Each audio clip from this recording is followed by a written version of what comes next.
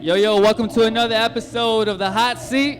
Here we got Suave as your host. We got Kimo back in the camera, and we got no other than Art of Fighters here in the house. Shit. Yeah, man. More than anything, congratulations on 20 years of hardcore, fellas.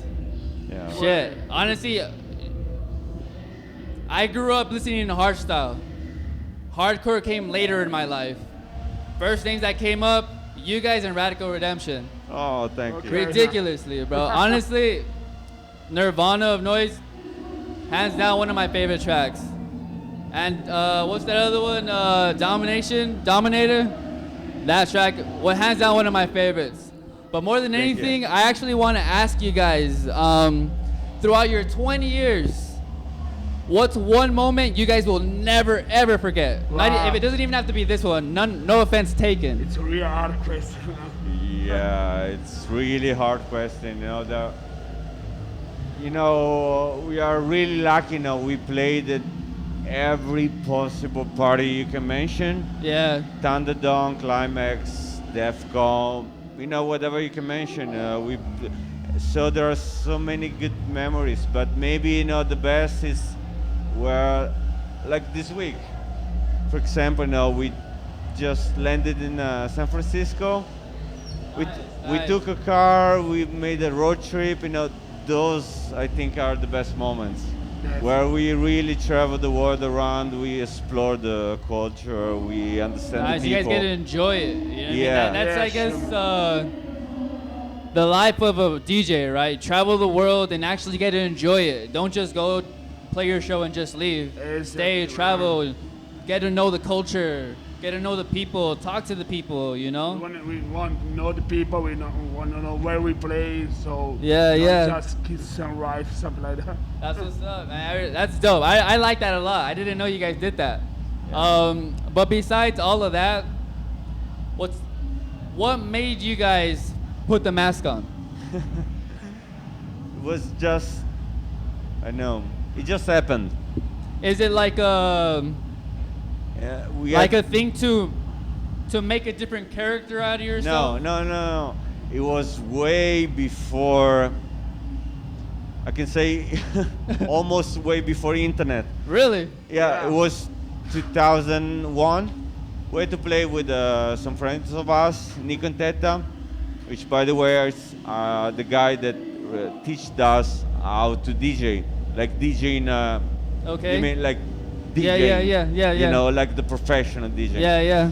And we had to play together, and Teta, one of the guys, said, why we don't play like with the same suit, with the same mask, something different, like people cannot understand who's who. Yeah. And we did that, and we liked that, and we kept the mask. It was not like a commercial plan, nothing like that. We were 19 years old. Damn, man. We started making music, we were like 15, so... Really? Yeah. Oh, shit. No, So man. you guys grew up together? Yeah.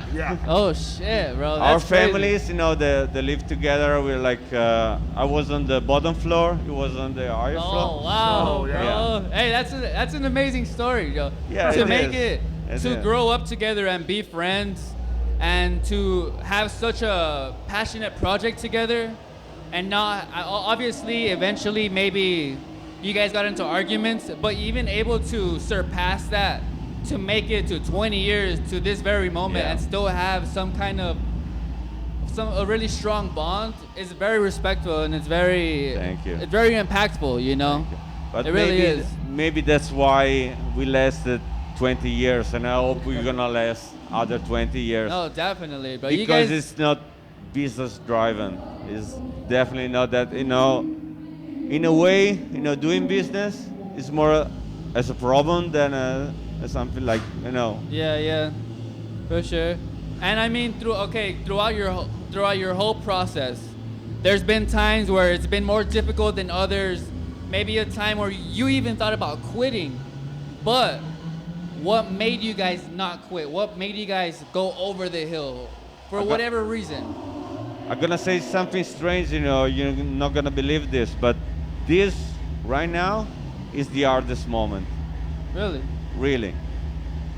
you know, stuff happened and everything. We have kind of start from zero again, but it's cool. In a way, it's cool. You know, we've been lucky. You know, our career started from 0 to 100 in a second. Yeah. And it was like this for 20 years. Now it's a bit like this, but we got the power and the will to, you know, do something new again. That's powerful. Be in the studio, like. That's very powerful. Yeah, yeah. I love that. That's the good part about hardcore. You know, it's like this. Bro. It's come from the underground and it stays from the underground. Yeah, yeah. That's awesome, man. I mean, to close off this interview, what's one message you guys have for the world, for the upcoming DJs, for the upcoming MCs, for the upcoming producers, all these young cats, you know, what's one message you guys want to get to them? For the producer, just do your stuff. You know, there will always be somebody that will tell you that what you do is not cool. But if you think it's cool, trust me, there will be somebody else that will think it's cool. Just trust yourself. Just release your stuff. You don't need any labels. And we are in 2020 now. There is internet. Do your fucking stuff. Fuck yeah, bro. Fuck yeah. I mean, there's no other way of closing this this interview with you guys. More than anything, man, thank you guys for coming out to America once again and creating fucking havoc, bro. Thank you. It was Hope fucking. to see you again soon. Hey, nice ass, by the way. Thank nice you. ass, by the way. No, your ass, your butt. My butt. Ah, yeah, my ass. You know, man. I saw you, bro. What the fuck, man? What the fuck? This is so classic, man. Every China. Fucking A, man. Well, thank you guys. Hope to see you soon. Oh yeah, and this concludes another episode of The Hot Seat. I'm Suave. We got Kimo in the background, and more than anything, fucking thank you to the art of fucking fighters, man.